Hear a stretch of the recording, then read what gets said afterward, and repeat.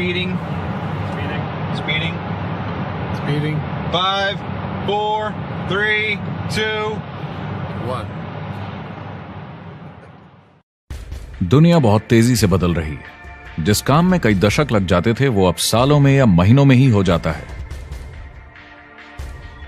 दशकों से लोगों के मन में ये भ्रम है कि नौकरी एक सुरक्षित जगह है सारी जिंदगी काम करते रहने के लिए। हमारे देश के इतिहास में पहली बार हमारे बच्चे हमारे जितने सफल नहीं हो सकेंगे।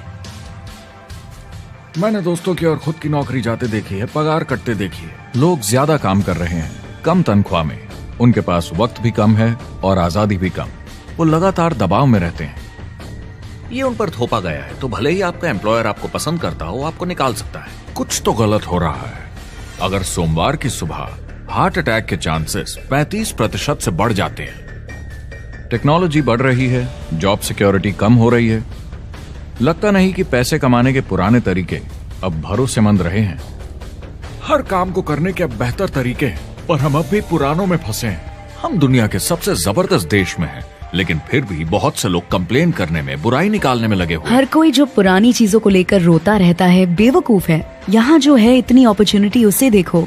क्योंकि हमारी जिंदगी हमारे काम के इर्द गिर्द ही चलती है। जिस तरह से हम पैसे कमाते हैं, बहुत से लोग अब ये सोच रहे हैं कि इसका कोई तो बेहतर तरीका होना ही चाहिए। दुनिया के सामने सबसे बड़ा चैलेंज ये नहीं है कि पैसे कैसे बनाएं, बल्कि ये कि बेरोजगार लोगों का क्या करें। लोगों को डर है कि उनका डिसीजन गलत ना निकले। उन्हें डर है कि शायद उनके पास काबिलियत ना हो। इंडस्ट्रियल एज अब खत्म हो चुकी है, वो मर चुकी है। इसीलिए अब स्कूल जाना और नौकरी ढूंढना ये पुराना आइडिया है। पगार के लिए काम करना पुरानी बात है।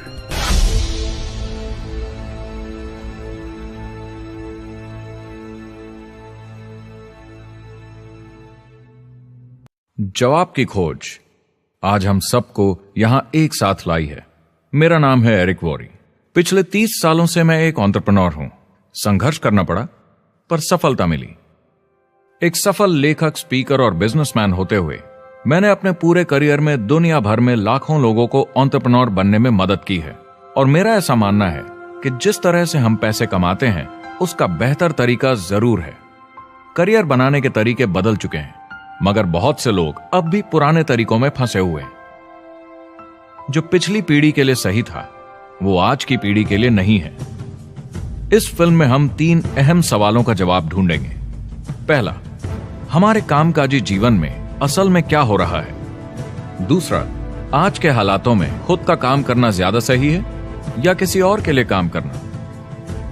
तीसरा, अगर कोई खुद का काम शुरू करना चाहे तो कैसे कर सकता है बिना ज्यादा रिस्क के।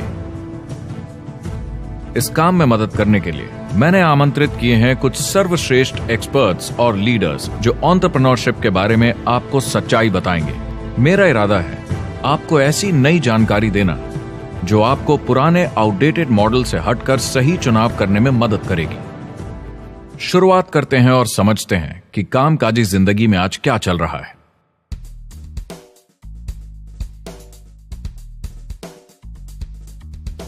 हमारी दुनिया देखते हैं, 30 से 40% काम नहीं कर रहे मगर कर सकते हैं।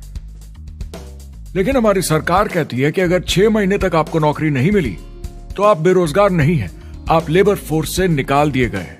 मैंने हमेशा कहा है कि अगर अनएम्प्लॉयमेंट तकनीकी उन्नति के कारण है तो ये आर्थिक विकास की पहली निशानी है। मान लीजिए 10 लोग एक आइलैंड पर रहते हैं, वो रोज समुद्र में जाकर मछली पकड़ते हैं।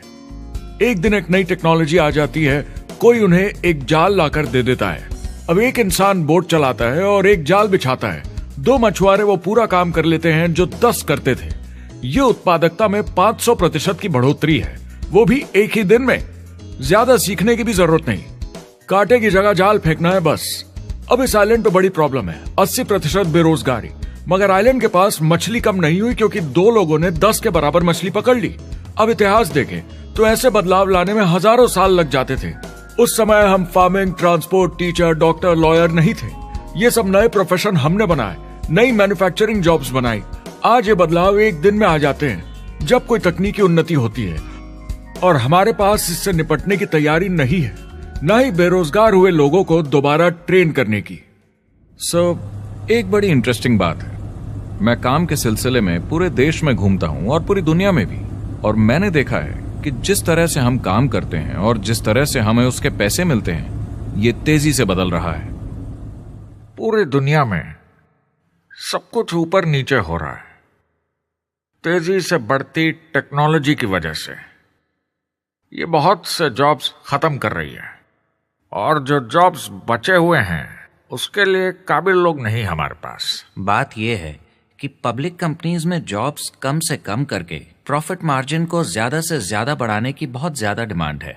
जॉब सिक्योरिटी एक वहम है, लेकिन हमें स्कूल में अभी भी यही सिखाया जाता है और प्रॉब्लम वहीं से शुरू होती है। फाइनेंशियल एजुकेशन स्कूल सिस्टम में मिसिंग है और लोगों को एम्प्लॉय बनना और सैलरी के लिए काम करना सिखाया जाता है। ये मिडिल क्लास के ऊपर चार्ट है। मिडिल क्लास लोगों में जो स्कूल जाते हैं उनकी इनकम साल दर साल कम होती जा रही, लेकिन पेरेंट्स फिर भी कहते हैं स्कूल जाओ, जॉब करो। तो इन सारे मिडिल क्लास लोगों को जो चार्ट में नीचे होते जा रहे हैं, इन्हें कहा जाता है वर्किंग पुअर, यानी काम करने वाले गरीब। अब कहते हैं गरीबी कम हो रही है, हो सकता है, मगर काम करने वाले गरीब बढ़ रहे हैं। इसका मतलब है लोग उतना नहीं कमा पा रहे जितना जीने के लिए जरूरी है। जो फाइनेंशियल प्रेशर या आर्थिक दबाव लोग आज महसूस कर रहे हैं, वो पहले के समय से मेरे ख्याल में आज कहीं ज्यादा है। अगर आप खुद के लिए काम नहीं कर रहे हैं तो आगे का रास्ता बड़ा कठिन होने वाला है। आज अगर आपको अपना भविष्य नियंत्रण में रखना है तो 40-40 प्लान नहीं चलेगा, यानी कॉलेज पास करके जॉब लेकर 40 घंटे काम हर हफ्ते 40 सालों तक, वो दिन जा चुके हैं। किसी को समझाना चाहिए कि क्या चल रहा है, और ये बहुत इंटरेस्टिंग है। लोग वापस स्कूल जा रहे हैं क्योंकि सब सोचते हैं मैं स्कूल जाऊंगा तो अच्छी जॉब मिलेगी। लेकिन देखिए स्टूडेंट लोन के साथ क्या चल रहा है, वो हद से ज्यादा बढ़ चुके हैं, $1 ट्रिलियन से ज्यादा। और स्टूडेंट लोन क्रेडिट कार्ड के उधार से भी खतरनाक है। जब लोगों ने क्रेडिट कार्ड यूज करना बंद कर दिया, गवर्नमेंट ने उन्हें स्टूडेंट लोन में डुबा दिया। स्टूडेंट लोन के साथ प्रॉब्लम है कि ये कभी माफ नहीं किया जाता। क्रेडिट कार्ड में आप दिवाला घोषित कर दीजिए और पूरा उधार माफ, मगर स्टूडेंट लोन में आप दिवाला नहीं घोषित कर सकते, ये पटाना ही होगा। ये सबसे खराब उधार है। और ये चार्ट देखिए, कॉलेज ग्रेजुएट्स की कमाई के साथ क्या हो रहा है, ये कम हो रही है। तो आप कॉलेज जाते हैं, उधार लेते हैं, लेकिन कमाई कम होती जा रही है। अब ये कोई समझदारी का काम तो नहीं है। एक एवरेज सारी जिंदगी काम करने वाला अमेरिकन जिंदगी खत्म होने तक, यानी 65 साल तक सिर्फ 27 लाख के एसेट्स ही बना पाता है। मतलब सिर्फ उतना कि बस काम चल सके। I think in the United States we have something like 17 trillion in debt. That's just the federal government debt. We got another 2 in municipal and in other, let's call it almost 20 trillion government. We've got 40 trillion in private debt. That comes up to close to 60 trillion. When you then add something we never had before, what you were talking about, when we look at the unfunded portion of Social Security and primarily Medicare, Medicaid, that at the most conservative estimates from outside firms, Kleiner Perkins, 67 trillion and growing. That's more than all our other debt. There's less conservative estimates that say it's 84 trillion or higher. I added up conservatively $127 trillion in total debt. Debt is a financial drug. When you take it to excess, it's like taking a drug. Yeah, it makes you feel better, it enhances your performance, but at a huge cost, eventually it kills you. And so that's what happens. We keep doing more and more debt, and you get less and less results, just like a drug, until the debt gets so high that it crushes the whole system. That's where we're at, 8.2 times GDP. मुझे खराब लगता है उस इंसान के बारे में जिसे काम पे जाने का बिल्कुल मन नहीं करता, जिसे सोमवार सुबह से चिढ़ है, अलार्म क्लॉक से नफरत है, जिसे बुधवार आते ही थोड़ी सी खुशी होती है कि आधा हफ्ता निकल गया और शुक्रवार को चैन की सांस लेता है, और वो बस हफ्ते के उन 2 दिनों के इंतजार में रहता है जब वो खुद के लिए जीता है, अनचाहे लोगों से दूर, और उन्हें ऑफिस की पॉलिटिक्स से दूर, जब दिखावे की जिंदगी नहीं जीनी पड़ती। वो इंसान जो 50 हफ्ते काम करता है साल में, सिर्फ इसीलिए ताकि 2 हफ्तों की घूमने फिरने की छुट्टी मिल सके। और आजकल तो वो घूमने फिरने भी नहीं जाते, उन्हें छुट्टी तो मिलती है पर वो घर पर ही रहते हैं, क्योंकि वो इतना काम करके थक जाते हैं। बिल्स चुकाने, ट्रैफिक में फंसे रहना, अलार्म क्लॉक पे जीना। जब तक काम नहीं होता उन्हें नींद नहीं आती। मुझे खराब लगता है, क्योंकि इससे अच्छा तरीका है जीने का, बस उन्हें मालूम नहीं। मुझे बड़ा इंटरेस्टिंग लगता है। हर कोई ऑफिस में अलग अलग पदों पर है, कोई बॉस, कोई जूनियर, मगर ये सब सेम है। एक पेपर पर चिपकाए फोटोज की तरह है, बस आज हैं कल नहीं। तो कोई खास फर्क नहीं इनकी जिंदगी में। वो बस एक लाश की तरह काम किए जा रहे हैं, ना खुशी ना काम करने का मजा। ज्यादा से ज्यादा बस अपनी क्यूबिकल को थोड़ा सजा लेते हैं, उससे थोड़ी तसल्ली मिल जाती है उन्हें कि लोग कुछ तो तारीफ करें। वो सारी जिंदगी चिंता में रहते हैं, कहीं नौकरी न चली जाए, कहीं कंपनी न बंद हो जाए। इतने सारे बिल्स पे करने की चिंता, बच्चों को कॉलेज भेजने की चिंता, बहुत सारी बातों की चिंता लोगों को होती है। क्या होगा अगर मेरी कार बंद पड़ जाए, कैसे ठीक करेंगे, ये एक्स्ट्रा खर्चा कैसे मैनेज करेंगे। लोग चिंताओं में डूबे रहते हैं और ये उन्हें खाते रहती है। जब मंदी आई थी तो लोग क्या मांग रहे थे? नौकरी या ऑफिस में बैठने की जगह नहीं, वो काम मांग रहे थे, काम ढूंढ रहे थे। वो नौकरी बस एक नापने का तरीका है, काम के पीछे हम भाग रहे हैं। वक्त है आईने में देखकर बोलने का, ये देश की नहीं मेरी इकोनॉमी का सवाल है। मेरी छोटी सी दुनिया है जहां मैं रहता हूं, मुझे इसे सुधारना होगा। मैं देश की इकोनॉमी सुधरने तक का वेट नहीं कर सकता, क्योंकि वो बहुत बड़ी है। मैं हूं वॉल स्ट्रीट में, ब्रह्मांड का आर्थिक केंद्र, दुनिया की आर्थिक राजधानी। ये वो जगह है जहां दुनिया के ज्यादातर लोग पैसे लगाते हैं। बैंक में इंटरेस्ट रेट कुछ खास मिलता नहीं है, और एक्सपर्ट्स का कहना है कि ये ऐसे ही रहने वाला है अगले 10, 20, 30 सालों के लिए। तो लोगों को लगता है कि उनके पास कोई चॉइस नहीं है शेयर बाजार के अलावा अपना पैसा निवेश करने के लिए, यानी अपना भविष्य स्टॉक मार्केट वालों के हवाले कर देना और फिर आस पे जीना कि मार्केट ऊपर जाए, उनके स्टॉक्स की कीमत बढ़ जाए। यह एक तरीका है निवेश का, मगर मुझे लगता है कि अगर आप अपना भविष्य खुद बनाएं, यानी अपनी मेहनत से खुद कमाने की कोशिश करें, तो अपने आप पर निवेश करने में ज्यादा समझदारी है।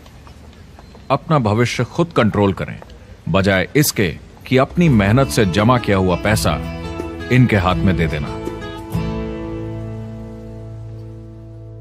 अमेरिका में एक फैमिली की एवरेज कमाई होती है सालाना $50,000 या 33 लाख रुपए। इन्हें मिडिल क्लास कहा जाता है। टॉप 25% में पहुंचने के लिए कम से कम $90,000 या 60 लाख रुपए होने चाहिए। टॉप 10% में पहुंचने के लिए $1,40,000 या 93 लाख रुपए। टॉप 5% $1,90,000 या 1,25 लाख रुपए, और टॉप 1% के लिए $3,80,000 या 2.5 करोड़ की सालाना फैमिली इनकम। तो सवाल यह है, ऊपर उठने का सबसे अच्छा तरीका क्या है? टॉप 10%, टॉप 5%, टॉप 1% या उससे भी आगे बढ़ने का? और मेरे हिसाब से और बहुत सारे एक्सपर्ट्स के हिसाब से जवाब है खुद का व्यवसाय। बनो अपने खुद के बॉस। आपको खुद का बिजनेस करना ही होगा। मैं किसी को नौकरी करने की सलाह सिर्फ तभी देता हूं जब वो चोट खाए हुए हों। जब कोई अंदर से हार चुका हो, मैं सिर्फ तभी उन्हें यह सलाह देता हूं। और ये बहुत दुख की बात है जब आप किसी को आत्मविश्वास नहीं दिला सकते कि सब ठीक हो जाएगा। किसी को नौकरी करने की सलाह देना, यकीन मानिए, इसमें कोई भलाई वाली बात नहीं है। आजकल लाइफस्टाइल एक बहुत बड़ा स्टेटस सिंबल बन गया है। अगर लोग खुद का बिजनेस कर रहे हो, भले ही घर से काम कर रहे हो, वाह! मैं अपने दोस्तों को बोलता हूं, काश मैं ऐसा कर सकता। एंटरप्रेन्योर होने का मतलब है आप में दम है रिस्क लेने का। कोई रोक नहीं सकता आपको। आप देख सकते हैं कि आप आज कहां हैं और कहां होना चाहते हैं, ना कि जो मिल गया उसी में जीवन निकाल दिया। देखिए, बड़े एंटरप्रेन्योर्स को उनके सपने बड़े हैं। वो आज वो सब करने को तैयार हैं जो दूसरे नहीं करेंगे, ताकि कल वो ऐसे जी सके जैसे दूसरे नहीं जी सकेंगे। ये आज की इकोनॉमी अब पहले की इकोनॉमी कुछ नहीं होता। मैं अपनी इकोनॉमी खुद बनाता हूँ। एंटरप्रेन्योर खुद कंट्रोल करता है, वो खुद तय करता है कि उसकी इकोनॉमी कैसी होनी चाहिए। बिजनेस की दुनिया में कोई लिमिट नहीं होती, जितना चाहो बनाओ।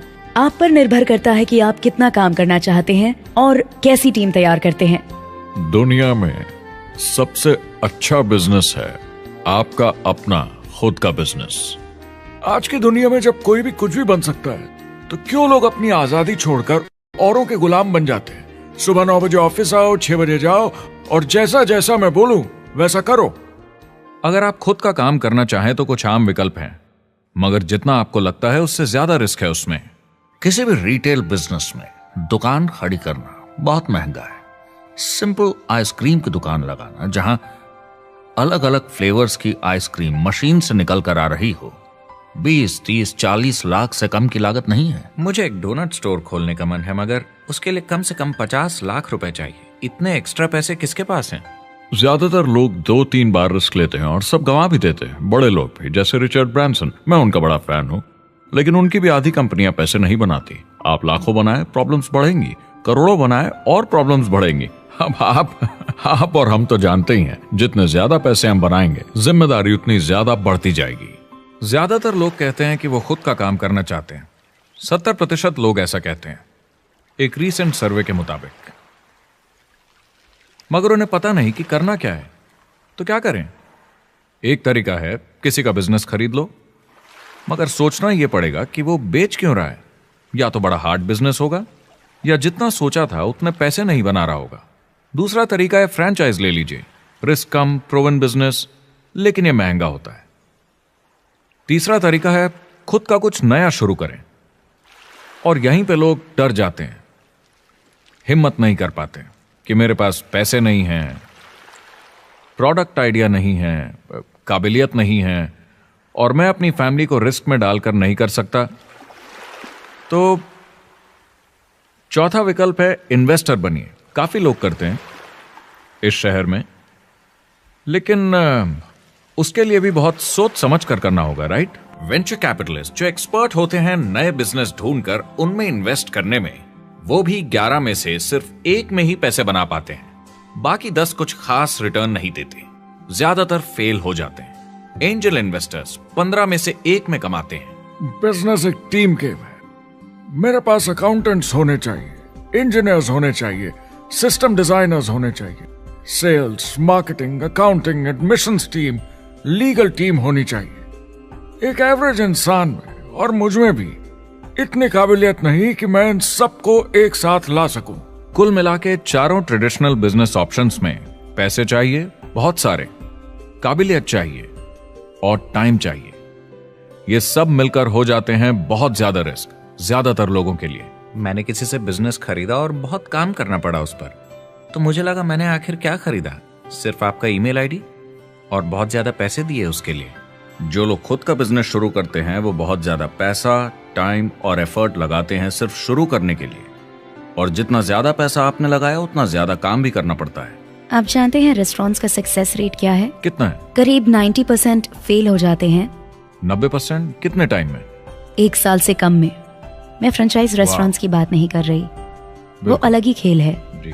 हमारे स्टूडेंट्स को फ्रेंचाइज नहीं मिलती, बहुत सारे पैसे डालने होंगे, और मैकडॉनल्ड्स जैसी फ्रेंचाइज के लिए पहले कंपनी के कोई साथ चांस नहीं है उनके लिए। काम करना पड़ता है सब सीखने के लिए। मान लो अगर ऐसा तरीका हो कि आपको सब कुछ तैयार मिले, बना बनाया, और मालिक भी आप खुद ही हो, दोनों मिले, तो कैसा होगा?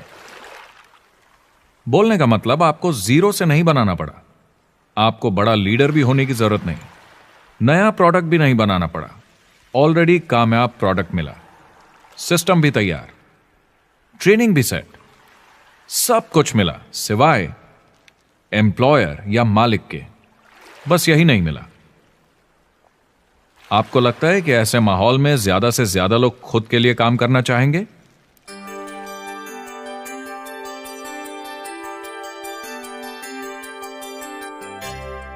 पैसे कमाने के और बेहतर तरीकों की हमारी खोज में हम इस नतीजे पर पहुंचे हैं कि एंटरप्रेन्योर बनना एक एम्प्लॉय बनने से ज्यादा सेफ है। और खुद का बिजनेस करने के सारे ऑप्शंस में एक रास्ता बार बार सामने आया, सभी एक्सपर्ट्स के हिसाब से। और आपको जानकर आश्चर्य होगा, क्योंकि ये नॉन ट्रेडिशनल बिजनेस है, और ये मॉडल है लोगों को खुद का बिजनेस स्टार्ट करके एंटरप्रेन्योर बनने के लिए एक नेटवर्क मार्केटिंग बिजनेस के जरिए। कुछ लोग इसे डायरेक्ट सेलिंग कहते हैं, क्योंकि सामान सीधा मैन्युफैक्चरर से कस्टमर तक जाता है, बिचौलियों को हटाकर। कुछ लोग इसे मल्टी लेवल मार्केटिंग या MLM कहते हैं, क्योंकि इसमें कई लेवल्स पर कमीशन दी जाती है। पर सबसे ज्यादा इसे नेटवर्क मार्केटिंग के नाम से बुलाया जाता है, क्योंकि इसमें बहुत सारे इंडिपेंडेंट डिस्ट्रीब्यूटर्स यानी इंडिपेंडेंट एंटरप्रेन्योर्स की मदद से एक प्रोडक्ट या सर्विस को ज्यादा कुशलता से बेचा जाता है। मैं और मेरे दोस्त हमेशा नेटवर्क मार्केटिंग इंडस्ट्री की तरफदारी करते हैं, क्योंकि ये वाकई में एंटरप्रेन्योर्स के लिए बिजनेस स्कूल है। क्योंकि ज्यादातर लोग बिजनेस स्कूल से निकलकर नौकरी ढूंढने लगते हैं। ये बेवकूफी है। मैं नेटवर्क मार्केटिंग में यूं घुसूंगा, ये ऑलरेडी नहीं होता तो हमें इसका आविष्कार करना चाहिए, इतना अच्छा है ये। मेरे हिसाब से डायरेक्ट सेलिंग बिजनेस करने का बहुत अच्छा तरीका है। इसमें घुसना बहुत आसान है। आप खुद का काम कर रहे हैं एक एंटरप्रेन्योर बनकर। जब हमें अरबपति बिजनेसमैन दिखते हैं नेटवर्क मार्केटिंग कंपनीज शुरू करते हुए, जब हम महान लेखक और उद्योगपतियों को नेटवर्क मार्केटिंग की तारीफ करते हुए सुनते हैं, तो ये क्लियर हो जाता है कि ये एक जबरदस्त इंडस्ट्री है। ये नेटवर्क मार्केटिंग कंपनीज कई करोड़ों, कई अरबों की कंपनियां बन गई हैं। स्टॉक मार्केट लीड करती हैं। ये मेजर कंपनीज बन गई हैं। आप स्कूल जाते हैं नौकरी पाने के लिए, लेकिन अगर आप रईस बनना चाहते हैं, एंटरप्रेन्योर बनिए, और नेटवर्क मार्केटिंग आपको सही माहौल देता है इसके लिए। एक ट्रेडिशनल कंपनी अपने रेवेन्यू का 50% मार्केटिंग पे खर्चा करती है। नेटवर्क मार्केटिंग कंपनीज का तरीका अलग है। इतना सारा खर्चा मार्केटिंग पे करने के बजाय वो इंडिपेंडेंट डिस्ट्रीब्यूटर्स यूज करती हैं अपनी मार्केटिंग करने के लिए। अब वो ऐसा क्यों करती हैं? पहला, क्योंकि word of mouth advertising traditional media advertising से कहीं ज्यादा असरदार है। दूसरा, कुछ प्रोडक्ट्स को समझाने की जरूरत पड़ती है और एक इंडिपेंडेंट सेल्समैन ये ज्यादा अच्छे से कर सकता है बजाय एक एड के। तीसरा, ये बहुत किफायती है, क्योंकि कंपनी को मार्केटिंग के पैसे तभी देने होते हैं जब बिक्री होती है, उसके पहले नहीं। सोचिए अगर Amazon आपको इंडिपेंडेंट डिस्ट्रीब्यूटर बनने देता और कमाई का 40% आपके डिस्ट्रीब्यूटर ग्रुप को देता। आपको केवल प्रोडक्ट रेकमेंड करने हैं, कस्टमर Amazon से खरीदेगा, सब कुछ Amazon ही हैंडल करेगा और आपको सिर्फ कस्टमर लाने के पैसे मिल जाएंगे। अब सोचिए अगर आपको पैसे मिले हर बार जब वो कस्टमर सामान खरीदता है अपनी पूरी जिंदगी में। वेल, Amazon ये ऑप्शन नहीं देता, मगर नेटवर्क मार्केटिंग कंपनीज देती हैं। हमारी सोसाइटी में 85% खरीदारी वर्ड ऑफ माउथ की वजह से होती है या नाम की वजह से। हम एक दूसरे को चीजें सारा समय रेकमेंड करते हैं। आपका डेंटिस्ट कौन है, डॉक्टर कौन है, लॉयर कौन है, कौन सा डिटर्जेंट आप यूज करते हैं। हम एक दूसरे से हर उस चीज के बारे में बात करते हैं जिसे हम बहुत पसंद करते हैं। जब आप किसी बड़ी दुकान पर जाते हैं तो क्लर्क आपकी तरफ ध्यान भी नहीं देता, प्रोडक्ट डिटेल देना तो दूर की बात है। तो जब किसी दोस्त या पड़ोसी या रिश्तेदार या एक अजनबी से ही जिसको भी उस प्रोडक्ट को यूज करने का एक्सपीरियंस हो, जब प्रोडक्ट इंफॉर्मेशन आती है तो वो बहुत मायने रखता है। किसी भी तरह की मार्केटिंग से नेटवर्क मार्केटिंग कंज्यूमर को ज्यादा अच्छे से सिखा समझा सकती है। ये एडवर्टाइजिंग से ज्यादा असरदार है, क्योंकि एडवर्टाइजिंग में बस थोड़ी सी जानकारी को बढ़ा चढ़ाकर बताते हैं, तो इसमें सब नहीं पता चलता। इसीलिए नेटवर्क मार्केटिंग एडवर्टाइजिंग से आगे है। अगर आप एक सेल्स कंपनी है और आपको $1 मिलियन के प्रोडक्ट बेचने हैं, आपको 100 सुपरस्टार सेल्समैन ढूंढने होंगे और हर एक को $10,000 की सेल करनी होगी। लेकिन नेटवर्क मार्केटिंग का डिस्ट्रीब्यूशन सिस्टम इन नंबर्स को बदल देता है। इसमें एक प्रोडक्ट को पसंद करने वाले 10,000 खुश कस्टमर्स होते हैं। अब हमें इससे फर्क नहीं पड़ता कि इंडिविजुअली कोई कितना भी बेचे। अगर सिर्फ $100-200 भी महीने का बेचा तो महीने की $1 से $2 मिलियन की सेल हो जाती है। नेटवर्क मार्केटिंग समझाने का इससे आसान तरीका नहीं हो सकता। ये कंपनी का मार्केटिंग डिपार्टमेंट है। यहाँ दुकान बनाने में पैसे वेस्ट नहीं होते, यहाँ माल पड़े पड़े वेस्ट नहीं होता, यहाँ बिना कस्टमर्स वाले एम्प्लॉयज नहीं होते, यहाँ लोग सीधा कस्टमर से जुड़ जाते हैं। ये कंपनियां बहुत कम कीमत पर लोगों को इंडिपेंडेंट डिस्ट्रीब्यूटर बनने का मौका देती हैं, बिना किसी समय या सेल्स टारगेट के। ये आपका खुद का बिजनेस है, तो कम या ज्यादा जितना आप चाहें उतना सेल्स कर सकते हैं। इसका मतलब डिस्ट्रीब्यूटर को खुद का बिजनेस होने के सारे फायदे मिलते हैं बिना रिस्क के। नेटवर्क मार्केटिंग का फायदा है कि इसमें घुसना आसान है, रिस्क कम है और शुरू करने का खर्चा भी कम। बाकी हर काम में रिस्क बहुत ज्यादा है। कम से कम इन्वेस्टमेंट में ये शुरू हो जाता है, बना बनाया सिस्टम मिल जाता है, प्रोडक्ट्स या सर्विसेज जो ऑलरेडी काम कर रहे हैं। नेटवर्क मार्केटिंग एक ऐसा बिजनेस है जो मौका देता है आम जनता को इसमें जुड़ने का। ये मौका देता है एक आम इंसान को जिसके पास खुद का काम शुरू करने के साधन ना हो। तो ये सब समझना तो सीधी सी बात हुई, लेकिन नेटवर्क मार्केटिंग का एक और फायदा है और यही फायदा इसे एंटरप्रेन्योर्स के लिए इतना इंटरेस्टिंग बनाता है। नेटवर्क मार्केटिंग मौका देता है एक डिस्ट्रीब्यूटर को अपना खुद का डिस्ट्रीब्यूटर्स का नेटवर्क बनाने का, और फिर उन्हें पैसे मिलते हैं पूरे ग्रुप द्वारा की गई सेल्स के। डायरेक्ट सेलिंग का बेसिक समझना बहुत सिंपल है। ये एक प्रोडक्ट या सर्विस की बिक्री है एक कस्टमर को one on one, face to face तरीके से, बिल्कुल जैसे अभी हम बैठकर बात कर रहे हैं। लेकिन इसमें एक जरूरी बात भी है, इस सेल के साथ आती है एक अपॉर्चुनिटी, मौका खुद अपना काम शुरू कर पाने का।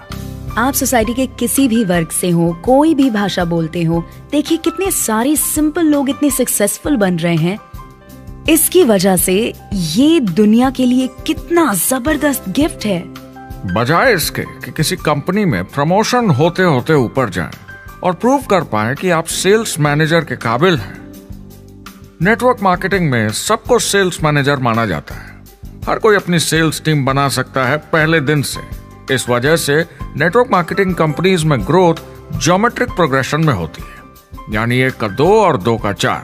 तो अब सेल्स टीम बहुत जल्दी बढ़ती है क्योंकि हर कोई अपनी टीम बना रहा है। जिन्हें अजीब लगता है कि मैं सेल्स टीम बना रहा हूँ, आप एक नौकरी में और क्या करते हैं? आपकी कंपनी कैसे काम करती है? नेटवर्क मार्केटिंग इकलौती ऐसी इंडस्ट्री है जो नहीं कहती कि आपका भविष्य आपके गुजरे कल के हिसाब से होगा। गुजरे कल को छोड़ो, अब आपको कैसी ट्रेनिंग दी जाए ताकि आपका भविष्य सुनहरा हो।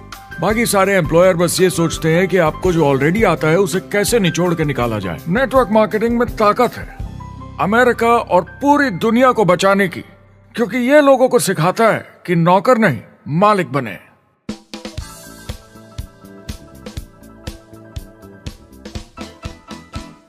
डायरेक्ट सेलिंग एसोसिएशन के हिसाब से अगर दुनिया की सारी नेटवर्क मार्केटिंग कंपनीज को जोड़ दिया जाए तो वो $178 बिलियन या 12,460 अरब रुपए की सालाना रिटेल सेल करते हैं। आइए समझते हैं कि ये कितना बड़ा होता है। नेशनल फुटबॉल लीग साल के $9 बिलियन या 630 अरब रुपए बनाती है। म्यूजिक इंडस्ट्री साल के $16 बिलियन या 1,120 अरब रुपए, और मूवी इंडस्ट्री साल के $80 बिलियन या 5,600 अरब रुपए। एवरेज निकाला जाए तो नेटवर्क मार्केटिंग कंपनीज 178 बिलियन का करीब 40% कमीशन डिस्ट्रीब्यूटर्स को देती हैं, यानी साल के $71 बिलियन, यानी महीने के $6 बिलियन, यानी $200 मिलियन या 1400 करोड़ हर दिन की कमीशन। मतलब ये काम कर रहा है और लोग बहुत पैसे बना रहे हैं नेटवर्क मार्केटिंग में। जिस तरीके से नेटवर्क मार्केटिंग इंडस्ट्री पिछले 10, 15, 20 सालों में उभर कर आई है और ज्यादा लोग अब इसमें शामिल हो रहे हैं, मार्केट में ज्यादा फैल रही है और इसीलिए मार्केट में लोग अब समझने लगे हैं कि हम कौन और क्या हैं। आजकल बाकी कंपनीज डायरेक्ट सेलिंग कंपनीज की तरफ देखकर सोच रही हैं कि ये कुछ तो है। लोग पैसे बना रहे हैं, कंपनी मुनाफा बना रही है, लोगों में काम करने का जोश है, प्रोडक्ट मार्केट में पहुंच रहा है, शायद हमें भी ये करना चाहिए। कुछ लोगों को लगता है केवल ऊपर के लोग पैसा बनाते हैं। आइए ये भी देख लेते हैं। नेटवर्क मार्केटिंग की दुनिया में करीब 500 लोग पूरी दुनिया में ऐसे हैं जो $1 मिलियन या 7 करोड़ रुपए से ज्यादा सालाना कमाते हैं। अगर इसे $2 मिलियन कर दिया जाए तो होता है $1 बिलियन साल का, यानी साल के 71 बिलियन में से 1 बिलियन गया, बचा 70 बिलियन। तो बाकी का पैसा कहां जाता है? ये जाता है बाकी सारे पार्ट टाइम लोगों को जो कुछ $100 से लेकर महीने के हजारों डॉलर्स तक बनाते हैं। ये जाता है उन लोगों को जो इसे फुल टाइम करियर बनाते हैं और इससे भी ज्यादा कमाते हैं। हर दिन लोग नेटवर्क मार्केटिंग से कमाए हुए पैसों से अपने लोन चुका रहे हैं, मजे कर रहे हैं और अपनी जिंदगी बेहतर बना रहे हैं। मैं जिस भी नेटवर्क मार्केटिंग वाले को जानता हूँ वो 50 के दशक से ऐसा कर रहे हैं। वो काम पे जाते हैं जब उनका मन होता है, वो काम बंद कर देते हैं जब वो अपने बच्चों के साथ समय निकालकर घूमने जाना चाहते हैं, उन्हें स्कूल छोड़कर आते हैं, जब वो घर जाते हैं तब काम वापस शुरू हो जाता है। सबसे बड़ी चीज जो मैंने देखी है वो ये कि लोग ज्यादा खुश हो गए हैं जिंदगी में। MLM ने सबसे ज्यादा देशों में सबसे ज्यादा लोगों को करोड़पति बनाया है और मैंने उनसे बात की है 67 कंट्रीज में किसी भी दूसरे बिजनेस के मुकाबले 0 से करोड़पति। अगर आपके पास चॉइस है 10 साल जॉब करने की या 10 साल नेटवर्क मार्केटिंग बिजनेस करने की, तो नेटवर्क मार्केटिंग में काम करने का रिजल्ट बेहतर होगा। बहुत सारे लोग इसको अपना फुल टाइम करियर बना रहे हैं और बहुत बहुत अच्छा कर रहे हैं लाइफ में। नेटवर्क मार्केटिंग बहुत अच्छा रहा है, जिसको भी मैं जानता हूँ उसके लिए, क्योंकि उन्होंने इस पे सीरियसली काम किया और बहुत सफलता हासिल की। एक के बाद एक बहुत सारी सक्सेस स्टोरीज सुनी हैं और उनके खरीदे सामान भी देखे हैं जो इस बिजनेस से उन्होंने लिए हैं। कितने लोग इस बिजनेस में हैं? करीब 16 मिलियन अमेरिकन और 96 मिलियन यानी 9 करोड़ 60 लाख लोग पूरी दुनिया में नेटवर्क मार्केटिंग करते हैं। एक रीसेंट सर्वे के मुताबिक उसमें से 82% लोग इस बिजनेस से खुश या बहुत खुश हैं। तो नेटवर्क मार्केटिंग उन्हें जम गया है।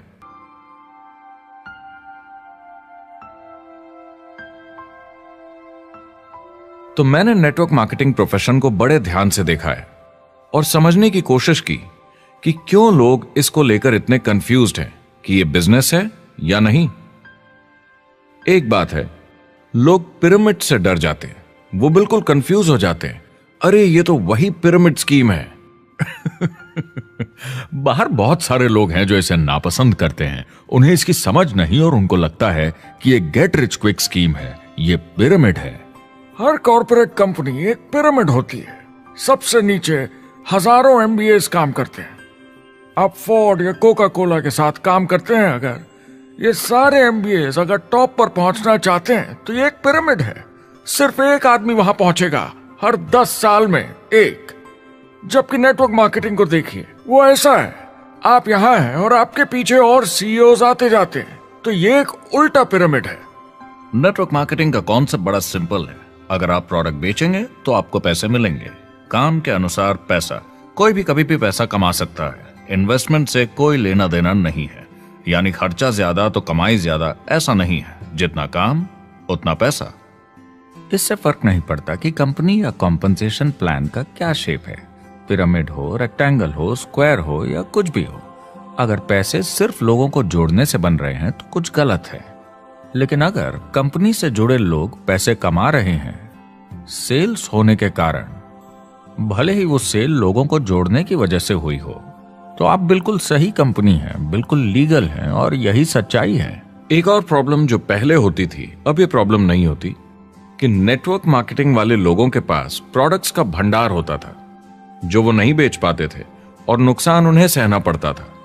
उनके घर में, किचन में सामान पड़े रहता था जो वो या तो नहीं बेच पाते थे या नहीं बेचना चाहते थे, और वो प्रोडक्ट उनके पास ही पड़ा रह जाता था और वो नाराज हो जाते थे। पहले ऐसा होता था कि आप 25,000 का सामान एक साथ ले लें तो डिस्काउंट मिलता था या कमीशन ज्यादा मिलती थी। आजकल सब कंप्यूटर पे हो जाता है, वेयर हाउस से सामान जाता है, आपको घर पर जमा करने की जरूरत नहीं। अब पेपरलेस काम हो गया है, सब ऑनलाइन होता है, बैक ऑफिस सब हैंडल करता है। आपका काम काफी कम हो गया है, टेक्नोलॉजी ने सब कुछ बदल दिया है। तीसरा प्रॉब्लम है, लोग बोलते हैं 99% लोग नेटवर्क मार्केटिंग में पैसा नहीं बनाते। अब इसके बारे में हमने ऑलरेडी बात की। $200 मिलियन या 1400 करोड़ रुपए हर दिन नेटवर्क मार्केटिंग डिस्ट्रीब्यूटर्स को मिलते हैं सारी दुनिया में मिलाकर। जो लोग कहते हैं कि ये नहीं चलता, उन्हें पता नहीं कि इसे कैसे चलाना है, तो वो सिर्फ अपनी राय देते हैं। ऐसे लोगों की राय को एक्सपर्ट्स के ज्ञान से कंफ्यूज नहीं करना चाहिए, क्योंकि राय फ्री में मिल जाती है। वो गलत राह नहीं दिखाना चाहते, मगर अनजाने में गलत को सच मान लेते हैं। मगर नेटवर्क मार्केटिंग का सच ये है, ज्यादातर लोग जो नेटवर्क मार्केटिंग से जुड़ते हैं सिर्फ कस्टमर बनते हैं, और वो जुड़ते हैं ताकि कम कीमत पर सामान खरीद सकें। जैसे एक सुपरमार्केट देखिए, अगर एक इंसान यहां की मेंबरशिप लेता है ताकि सामान खरीदने पर उसे डिस्काउंट मिले, तो इसमें कुछ गलत नहीं, क्योंकि उसे सामान मिला कम दाम पर और वो खुश है। लेकिन जब नेटवर्क मार्केटिंग की बात होती है तो लोग कहते हैं कि उन्हें देखो, वो तो सिर्फ प्रोडक्ट यूज कर रहे हैं, पैसे तो नहीं कमा रहे।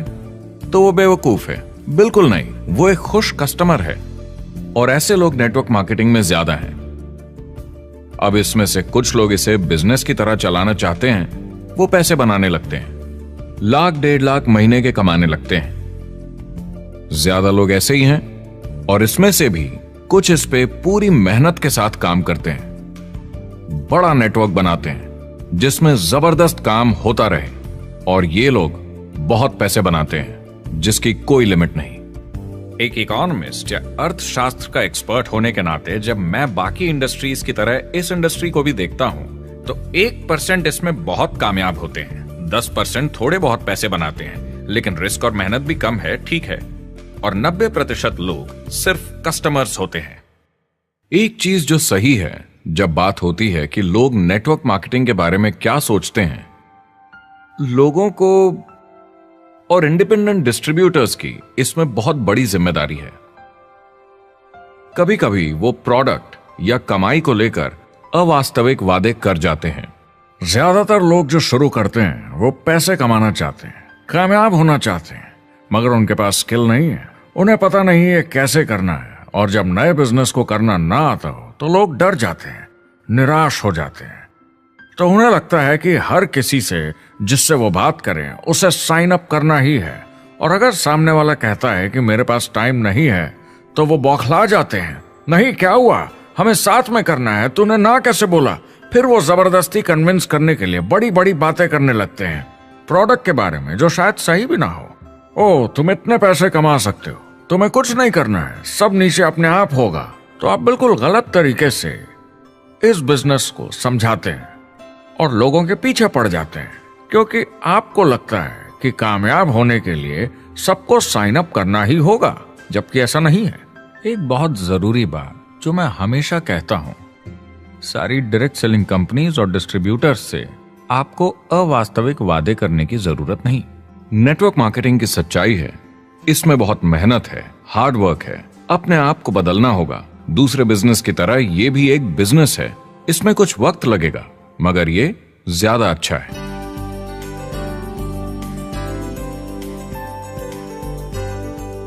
5 साल पहले के मुकाबले जो लोग ये बिजनेस आज शुरू कर रहे हैं उनके लिए ये और भी आसान है। आज इसे ज्यादा लोग समझ पा रहे हैं और अपनाने को तैयार हैं, एक बिजनेस की तरह, एक एंटरप्रेन्योर की तरह। हमारी सोच किसी चीज के मूल्यांकन पर निर्भर करती, तो अब मूल्यांकन बदलेगा तो सोच भी अपने आप बदल जाएगी। इंडस्ट्री अब बहुत बड़ी हो चुकी है, ये बिल्कुल बदल चुकी है। आज की पीढ़ी सोशल मीडिया से जुड़ी हुई है, उन्हें नेटवर्क समझता है, उन्हें समझता है कैसे लोग टेक्नोलॉजी से आपस में जुड़े हैं, और उन्हें समझता है कैसे पैसा इन नेटवर्क्स में बनता है। तो जब वो नेटवर्क मार्केटिंग देखते हैं, उनका नजरिया उनके पेरेंट्स से अलग होता है। हमने जो देखा है नेटवर्क मार्केटिंग में, पहले जो गलतियां इस इंडस्ट्री में हुई हैं, वो पहचानी जा चुकी हैं और सुधारी जा चुकी हैं। पहले की गणित जो काम नहीं करती थी, वो अब ठीक की जा चुकी है। जब कंप्यूटर प्रोग्राम बनते हैं तो उसको चलाया जाता है और फिर गलतियां साफ की जाती हैं। MLM में भी ऐसे ही गलतियां साफ की जा चुकी हैं। आज इंटरनेट का जमाना है, आज के जमाने में बिजनेस मोबाइल फोन पर ही हो जाता है, तो बताओ और क्या चाहिए। कंपनीज और समझदार हो गई हैं, वो हर तरीके से सुरक्षित बन रही हैं, नियमों का पालन कर रही हैं, प्रोडक्ट पर ज्यादा रिसर्च कर रही हैं। अगर आप जुड़ते हैं और अपनी मर्जी से प्रोडक्ट्स खरीद कर रखते हैं बेचने के लिए, और अगर आपको बिजनेस बंद करना है तो कंपनी आपसे वो प्रोडक्ट्स वापस खरीद लेगी। और कोई बिजनेस इस तरह की सुरक्षा नहीं देता, और कंपनी अपनी मर्जी से ये करती है, कोई बाहरी दबाव की वजह से नहीं।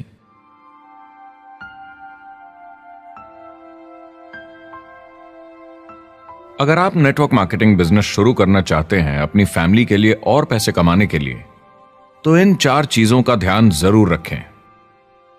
पहला, क्या यहां प्रोडक्ट या सर्विस है?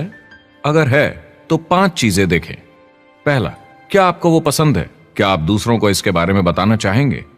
दूसरा, क्या इसकी मार्केट में जरूरत है? अगर जरूरत बनानी पड़े तो यह मुश्किल होगा। तीसरा, क्या प्रोडक्ट इस जरूरत को पूरा करता है?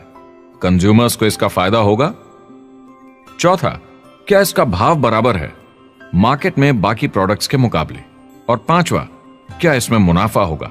कंपनी और डिस्ट्रीब्यूटर के लिए मार्जिन है या नहीं, ताकि लंबे समय तक मुनाफा हो। अगर इन सारे सवालों के जवाब आपको मिल जाएं, तो अगली चीज देखनी होगी कंपनी। क्या यह सही चल रही है? क्या मैनेजमेंट पे आपको भरोसा है? क्या उनके पास काबिलियत है इसे आगे लेकर जाने की? प्रोडक्ट कितना भी अच्छा हो, अगर मैनेजमेंट सही नहीं तो गड़बड़ है। अगर अच्छा मैनेजमेंट है तो वक्त के साथ बदलाव ला सकता है, मुसीबत के वक्त आपको बचा सकता है। सही मैनेजमेंट वाली कंपनी चुने जो आपको लंबे समय तक काम आ सके। तीसरी चीज देखनी होगी कॉम्पनसेशन प्लान, और उसमें 3 जरूरी चीजें। पहली, एक बिल्कुल नया साइन अप क्या जल्दी ही पैसे बना पाएगा? उसकी कोई भी वजह हो, मगर क्या आप सोच सकते हैं यह पहला चेक, भले ही छोटे अमाउंट का हो, उस नए साइन अप का कितना मनोबल बढ़ाएगा? आपकी पूरी टीम सफलता की ओर बढ़ेगी।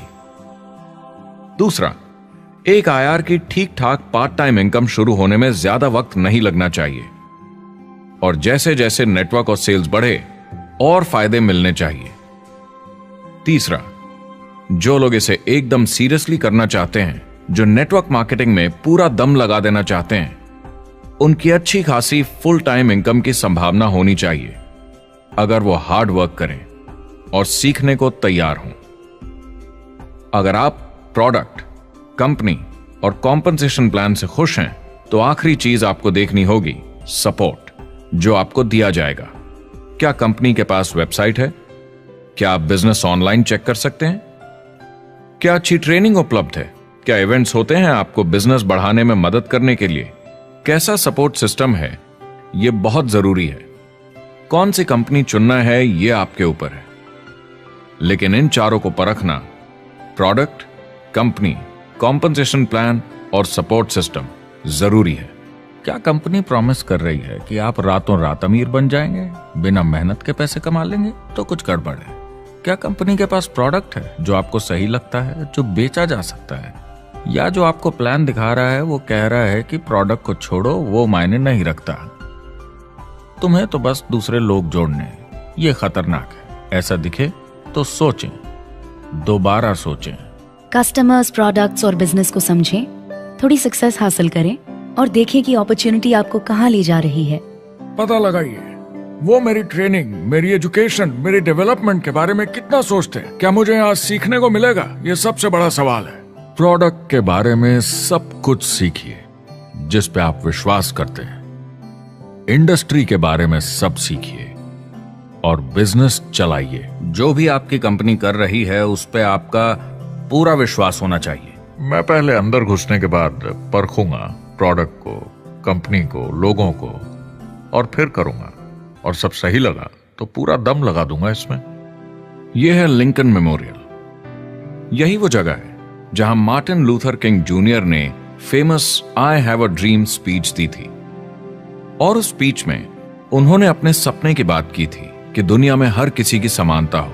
यह एक महान सपना है, लेकिन ज्यादातर लोगों को यह याद करना चाहिए कि कैसा था जब वो बच्चे थे, जब आंखों में सपने जिंदा थे, इससे पहले कि उन्हें मार दिया दुनिया की सच्चाई ने, नौकरी ने, जिम्मेदारियों ने, इस बोझ तले जीने में कि हर महीने बिल्स भरने हैं। लोगों को वापस बचपन में जाने की जरूरत है, अपने सपनों के करीब। एक बार उन्हें पता चल जाए कि जिंदगी जीने का और भी अच्छा तरीका है, तो उनका भविष्य और सुनहरा हो सकता है। वो अच्छी जिंदगी जी सकते हैं।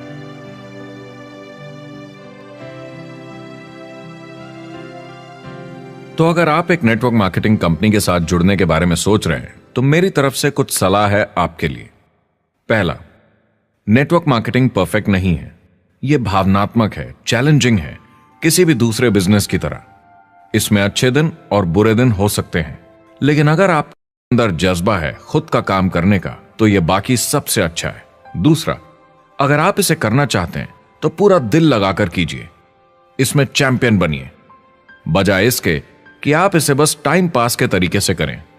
तीसरा, हर नए काम की तरह इसे भी आपको सीखना होगा, मगर मेरा वादा है नेटवर्क मार्केटिंग के अंदर की बातें, इन्हें सीखना ज्यादा मुश्किल नहीं है।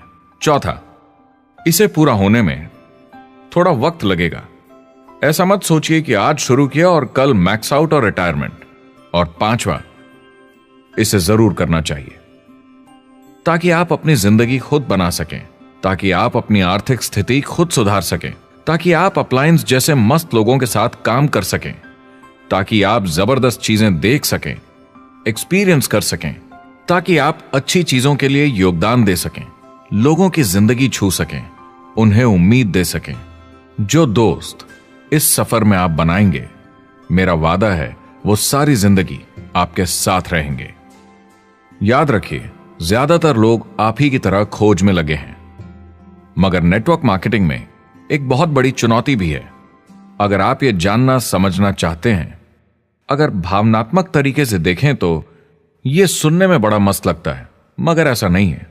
एक चुनौती है। ज्यादातर लोग इसे अब भी समझते नहीं हैं, तो अनजान लोगों की वजह से आपके सम्मान को थोड़ी ठेस पहुंच सकती है, जिन्हें इसके बारे में पता नहीं। अगर आप इसे संभाल सकते हैं तो आप सफल हो जाएंगे, अगर नहीं तो कोई भी बिजनेस शायद आपके लिए मुश्किल होगा। अगर आप इस चुनौती का सामना कर सकें तो आपको कोई नहीं रोक पाएगा। जो भी नेटवर्क मार्केटिंग में नहीं है, उन्हें ये सोचना चाहिए, आप एक जॉब में हैं, आपके ऊपर कर्जा है, EMI है, घर का, गाड़ी का, ये एक जेल से कम नहीं है। आप उतना ही हार्डवर्क करते हैं कि आपकी नौकरी न चले जाए, और वो बस इतने पैसे देते हैं कि आप छोड़ के ना जाएं। मैं भी अपनी जिंदगी में ये कर चुका हूं। नेटवर्क मार्केटिंग में अगर आप फेल होते हैं तो ये सिर्फ एक होमवर्क लेसन की तरह है। इसमें किसी का कोई दोष नहीं है। आपके बहाने नहीं चलेंगे। अगर आप असफल हैं, कोई नहीं सुनना चाहता जब इतना सब अवेलेबल है। आपको अच्छा नेटवर्कर बनना है तो अपने ऊपर के लोगों से सीखिए। जो एक लेवल पे हैं वो एक दूसरे के साथ काम करते हैं और नीचे वालों को सिखाते हैं। कोई भी पूरा एक्सपर्ट नहीं है। जिन लोगों को दूसरों से पूछने में डर नहीं लगता, प्लान दिखाने के लिए और फॉलो अप भी बिंदास करते हैं बिना डरे कि सामने वाला मना न कर दे, फ्यूचर उनका ही है। कुछ नहीं होगा जब तक आप कुछ नहीं करेंगे। तो आपको काम करना होगा, अपनी जगह से हिलना होगा, वरना जिंदगी नहीं बदलेगी। शुरुआत में आप बहुत सारा काम करेंगे जिसके पैसे नहीं बनेंगे, मगर जैसे जैसे आप आगे बढ़ेंगे आपको उस काम के भी पैसे मिलेंगे जो आपने नहीं किया। और आपका काम है बाकियों को भी एंटरप्रेन्योर बनना सिखाना। समाज का भला कीजिए। या तो आप इसे पूरे दिल से कीजिए या मत कीजिए। ये कभी अंदर कभी बाहर वाला काम ऐसा मत कीजिए। अच्छे सपने भी होते हैं और बुरे भी, लेकिन सबसे बुरा सपना है अंदर की आवाज को ना सुन पाना। इस प्रोफेशन में आप बहुत जबरदस्त बढ़त देखने वाले हैं। बहुत सही समय है ये नेटवर्क मार्केटिंग से जुड़ने का, और अगले 10 सालों में ये एक्सपोनेंशियली ग्रो करेगा। आने वाले समय में लोग ये नहीं पूछेंगे कि आप नेटवर्क मार्केटिंग के बारे में जानते हैं क्या, वो पूछेंगे कौन सी नेटवर्किंग कंपनी के साथ आप अपना मार्केट बिल्ड कर रहे हैं। हम यहाँ लोगों के साथ रिश्ते जोड़ना चाहते हैं, दुनिया को बेहतर जगह बनाना चाहते हैं, और असली सफलता होती है एक एंटरप्रेन्योर की जब किसी को कुछ सिखाया जाए और उसे ऊपर उठते हुए देखें। इससे बड़ी कोई खुशी नहीं।